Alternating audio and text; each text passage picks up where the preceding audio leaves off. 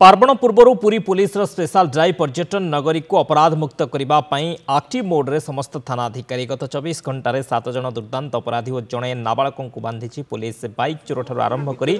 Drugs व्यवसायी को काबू करी पुरी पुलिस सेपरी पर्यटन नगर में दौरात्म्य करुथिबा 52 जन मदुआ को धरी पुरी पुलिस चेकिंग समय सार्वजनिक स्थान में मद्यपान करिथिबा 52 जन उल्लंघनकारी को मध्य पुलिस धरी पुरी सहर समुद्र तट बड़दाण्ड बसस्टाण्ड एवं रेसिडेंशियल एरिया रे पेट्रोलिंग करा जायछि। समुद्रकूल पुलिस स्टेशन अंचल 11 कुंभारपड़ा police station 8 Baliapanda police station अंचल 5 टाउन पुलिस स्टेशन अंचल 6 तालबणिया पुलिस स्टेशन अंचल 10 बासळीसाही पुलिस स्टेशन अंचल 4 और पीसीआर 5 जन गिरफ्त करा जायथिबा पुरी एसपी सूचना दैछन्ति। पुरी शहर को अपराध मुक्त करने आ निशा कबलू आंटी सोशल्स मानकर कबलू बाहर करने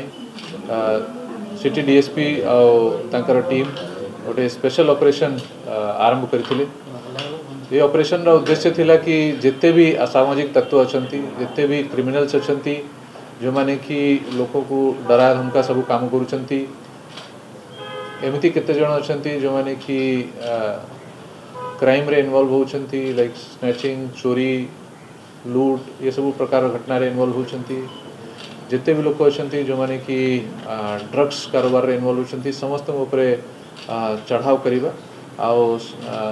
सीमान को ऊपर कड़ा कार्यानुष्ठान ग्रहण करने को जो आम ऑपरेशन चलता से आमको गत 24 घंटे